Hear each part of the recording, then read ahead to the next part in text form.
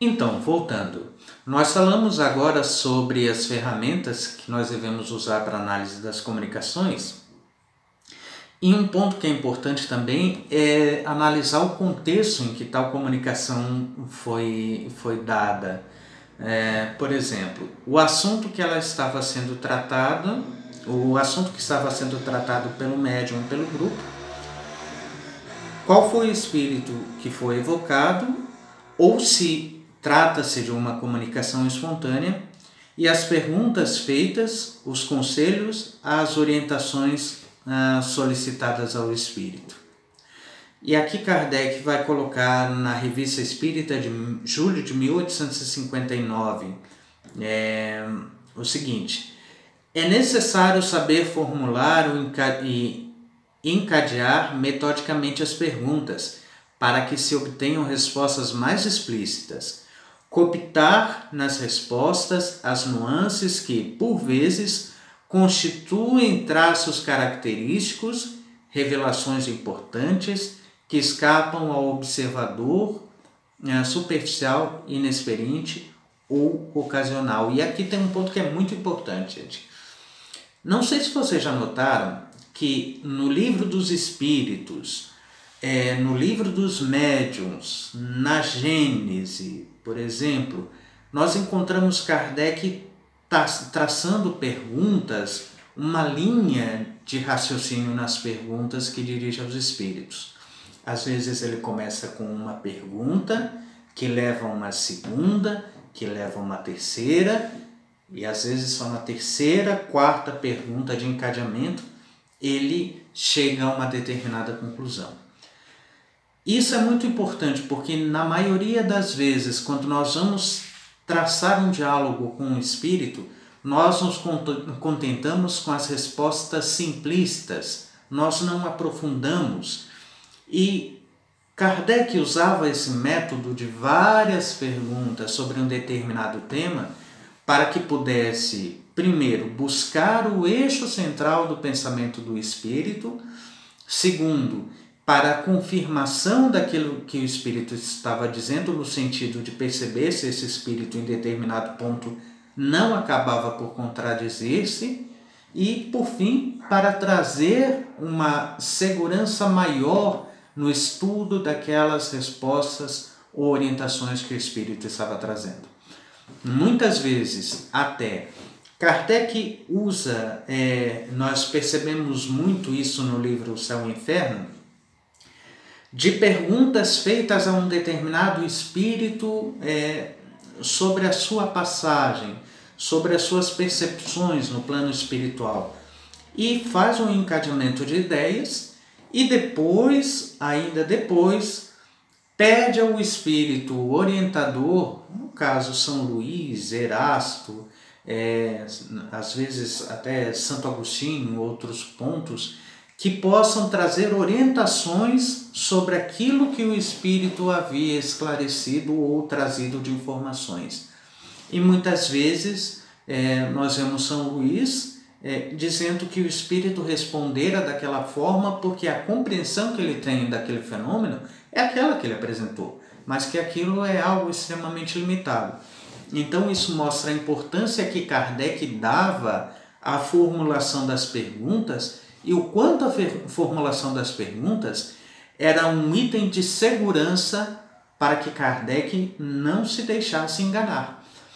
Isso é importante porque muitas vezes nos nossos grupos de desobsessão, nós, aqueles que dialogam com os espíritos, que interrogam os espíritos, não têm a preocupação de aprofundar as questões.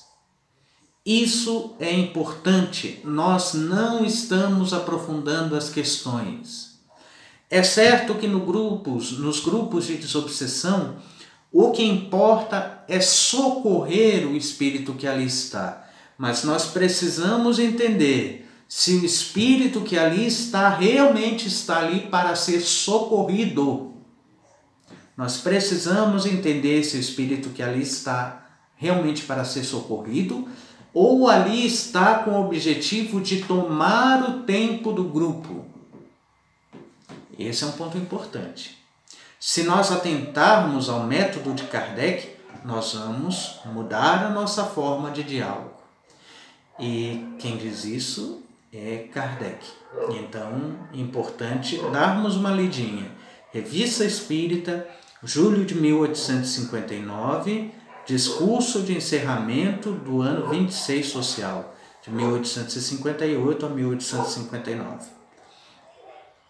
E aqui alguns pontos sobre essas análises, que devem ser levados em conta por nós. O conteúdo está à altura do espírito que a assina, especificamente se for um espírito superior. Nós precisamos analisar isso. Um espírito superior tem um conteúdo bem mais amplo, e se ele acaba restringindo esse conteúdo, se ele acaba não conseguindo aprofundar um determinado tema, um determinado ponto, nós precisamos verificar se realmente esse espírito é superior. A contradição interna, ou seja, o espírito faz uma afirmativa num parágrafo e a nega em outro, esse é um ponto fundamental. É com aquilo que o espírito diz, em relação também à moral do Cristo, em relação também àquilo que está codificado na doutrina espírita. Há contradição com o que o Espiritismo ensina, esse ponto que nós acabamos de falar, ou com o que já é admitido como verdade pelas ciências ordinárias? Esse é um ponto importante também, porque Kardec diz que o Espírito acompanhará sempre a ciência, onde a ciência provar que o Espiritismo estiver errado, está errado, o Espiritismo forçosamente abandonará aquele ponto e haverá de seguir a ciência. Então o Espiritismo não é uma doutrina cega que não aceita que lhe apontem erros quando esses erros aconteçam. Então, onde a ciência apontar que há erro, o Espiritismo abandonará esse ponto e seguirá a ciência. Então, nós precisamos analisar isso. Se um espírito, de uma forma muito tosca, de exemplo, se um espírito passa a dizer que, em verdade, a Terra é plana, quando nós temos as informações todas que dizem o contrário, ou que a Terra é o centro do sistema solar, quando nós já temos as ciências que nos apontam o contrário, então nós sabemos que esse espírito não é digno de merecer a nossa confiança. Há coerência entre as ideias expostas na comunicação e é muito fácil de perceber, porque às vezes coloca um ponto que é totalmente antagônico a outro ponto que ele colocou e não existe coerência nenhuma na mensagem. Os argumentos são lógicos, de conformidade com a razão. Se não existe lógica, a doutrina espírita, sendo uma ciência lógica, haverá de nos dizer que quando a razão está ausente, a lógica está ausente de uma comunicação, nós não devemos prestar-lhe muita confiança.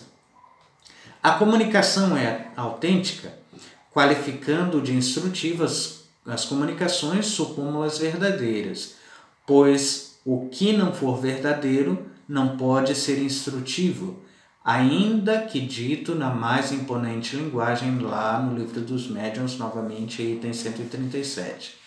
Então, se não existe verdade nessa comunicação, se é uma pseudo-sabedoria, ou se é um sofisma mais interessado em carregar ideias do que verdades, nós também devemos rejeitá-la. A comunicação é séria? E aí a pergunta no sentido de que as comunicações instrutivas são as comunicações sérias que têm por objetivo principal um ensinamento qualquer, dado pelos espíritos, sobre as ciências, a moral e a filosofia. E aí nós precisamos analisar o contexto dessas comunicações que são sendo trazidas. O conselho dado é útil e pode ser levado a efeito, e aí a gente tem que tomar muito cuidado.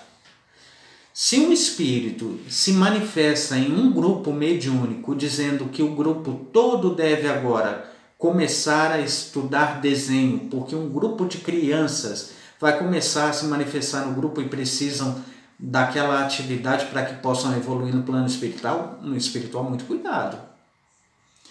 Isso não tem nada de útil, não tem nada de sério, e é um embuste, e tem grupo caindo nisso, por falta de conhecimento da doutrina espírita. Então, cuidado com aquilo que se nos diz.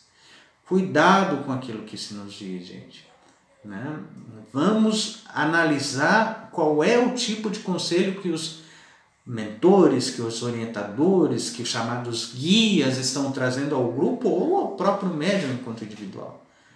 Né? Então, vamos buscar conhecer o intento, o objetivo por detrás de um determinado conselho. O espírito responde às perguntas feitas de forma direta? Então, quando nós elaboramos uma pergunta sobre um determinado ponto, para que essa pergunta seja respondida de forma objetiva, e o espírito começa a dar voltas e mais voltas, nós precisamos analisar. Os espíritos sérios, eles têm uma linguagem bastante objetiva. E a gente tem exemplo em algumas respostas trazidas no Livro dos Espíritos, por exemplo. Né? Uma única palavra dá todo o sentido a uma resposta. Né? E traz a satisfação da curiosidade colocada em uma pergunta. E, não por acaso, as orientações de Jesus sempre foram muito objetivas e diretas. Então, vamos analisar isso. Né? Sobre a análise das comunicações. Aqui diz, lá no Livro dos Espíritos, na parte 4 das Esperanças e Consolações, na conclusão, item 9. Nuvem alguma obscurece a luz verdadeiramente pura. O diamante sem jaça é o que tem maior valor. Julgai, pois, os espíritos pela pureza dos seus ensinos. Não ouvideis que entre eles há os que ainda não se despojaram das ideias que levaram na vida terrena, e esse é o ponto sobre o qual nós falávamos, sobre analisar se os espíritos são bastante desmaterializados. Aqueles que ainda não se despojaram das ideias que levaram na vida terrena, esses ainda são bastante materializados e não se desmaterializaram. Sabei distingui-los pela linguagem que usam. Julgai-os pelo conjunto do que vos dizem. Vede se há encadeamento lógico nas suas ideias. Se nestas nada revela ignorância, orgulho ou malevolência. Em suma, se suas ideias trazem o cunho de sabedoria que a verdadeira superioridade manifesta. Se o mundo fosse inacessível ao erro, seria perfeito. E longe disso se acha ele. Estais ainda aprendendo a distinguir o erro da verdade. Precisais das lições da experiência para exercerdes o vosso juízo e para fazer-vos avançar. Lá no Livro dos Médiuns, Kardec vai fazer uma série de análise de comunicações que ele chama de comunicações apócrifas. Né? E ele vai trazer alguns exemplos. A gente vai citar um exemplo aqui. Né? No capítulo 31, no item 33... Após analisar duas comunicações assinadas com o nome de Jesus, Kardec observa: indubitavelmente, nada há de mal nessas duas comunicações. Então, Kardec olha e diz assim, olha, não tem nada aqui que seja antidoutrinário, que seja contrário à moral do Evangelho de Jesus. E aí continua ele. Porém, teve o Cristo alguma vez essa linguagem pretensiosa, enfática e empolgada? Faça-se a sua comparação com a que citamos acima, que traz o mesmo nome, e ver-se-á que de que lado está o cunho da autenticidade. Todas essas comunicações foram obtidas no mesmo círculo, no mesmo grupo. As comunicações foram obtidas no mesmo grupo com características diferentes. Nota-se no estilo um certo tom familiar, idênticos torneios de frases, as mesmas expressões repetidas com frequência, como por exemplo, ide, filhos, donde pode-se concluir que é o mesmo Espírito que as deu todas, sob nomes diferentes.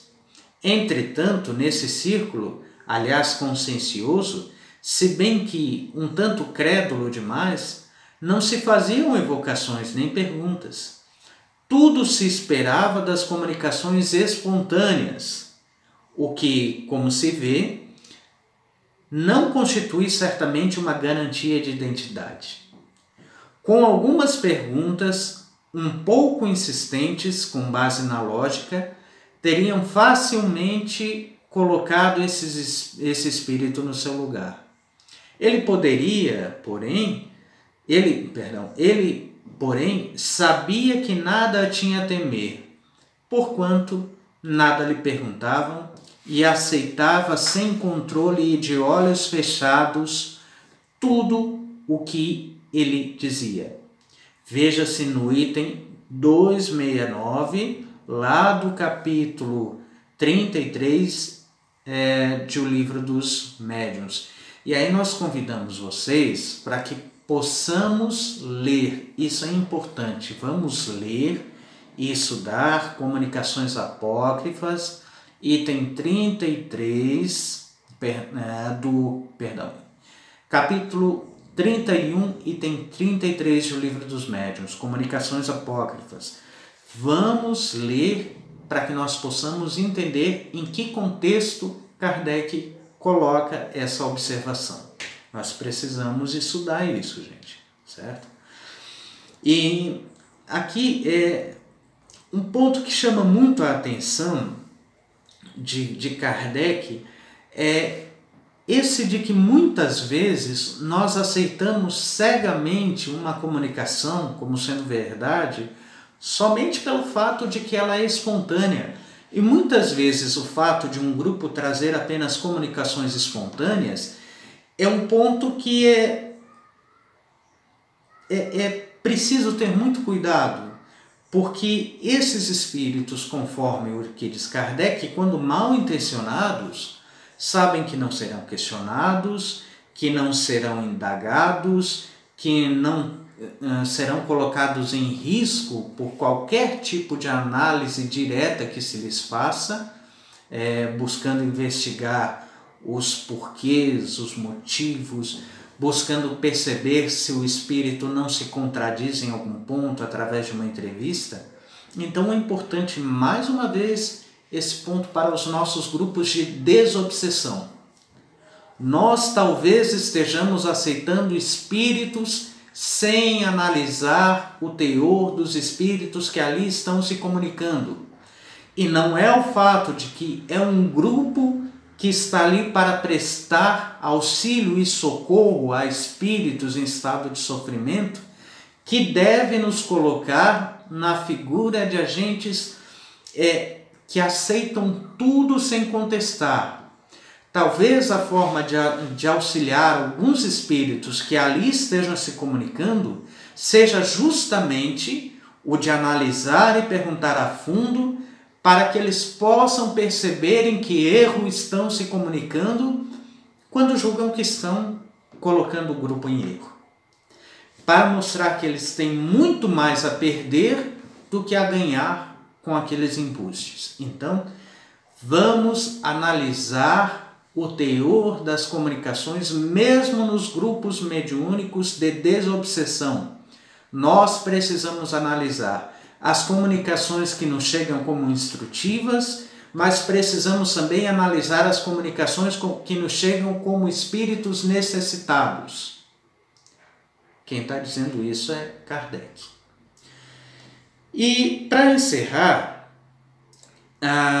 vamos colocar algumas palavras de Erasto aqui, que dizem o seguinte: na Revista Espírita de 1863, Os Conflitos. Nós já citamos esse texto, parte desse texto, em outro encontro virtual, quando nós falávamos da necessidade da análise do instrumento, do espírito, ou seja, do médium do espírito e do grupo ou do evocador.